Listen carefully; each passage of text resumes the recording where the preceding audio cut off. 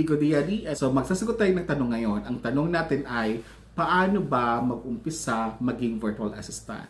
Bago ka magtanong or bago mo isipin paano ka mag-apply ng work dito bilang virtual assistant, tanungin mo muna ang sarili mo kung para ba talaga sa iyo ang pagiging virtual assistant. Real talk kasi, hindi ito para sa lahat. Bakit? Kasi may tatlo dapat tayong i-consider. Una, environment. Pangalawa, support. At pangatlo, benefits. Una sa environment, syempre, walang opisina, walang uniform, hindi ka na magko-commute, which is magandang pakinggan. Sino ba may gusto ng traffic, di ba? Pero wala ka rin makaka-opisina. Wala ka makakasabay kumain ng lunch, wala ka matatanungan kung ano may mga kailangan mong gawin, wala ka mahihingian or wala ka mahihiraman ng mga ballpen. Kumbaga, ikaw lang mag-isa, buong shift na meron ka. Wala kang kakausapin, wala kang makakausap. So, kung hindi ka sanay na mag-isa ka at wala kang makakausap, pag-isipan mo maigi kung gusto mo pa talaga maging VA. Pangatlo, work setup. Computer mo, ikaw dapat ang maghawak niyan. O ikaw dapat mismo mag-setup niyan. Kasi 'di ba sa corporate ka, may pwede kang matawagan na IT to set up your computer. But kapag mag-VA ka, sariling sikap po tayo. Pangalawa, i-consider is ang support niya. So as I mentioned kanina, meron tayong mga IT sa corporate world, may mga HR tayo, tapos may mga office maintenance tayo.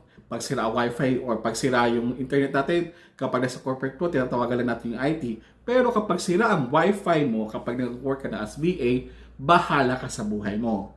Pangalawa, no guaranteed salary kasi sa corporate world talagang may 15-30, di ba? Pero dito, nakadepende sa usapan ng client nyo. Pwedeng weekly, pwedeng bi-monthly, or pwedeng monthly. So, depende na sa usapan nyo yan. Pangatlo, self-discipline is a must. Kasi nga, wala kang support wala kang kasama dito. So, kailangan ikaw mismo is marunong kang mag-budget, marunong kang mag-manage ng sarili mong oras at sa lahat ng bagay.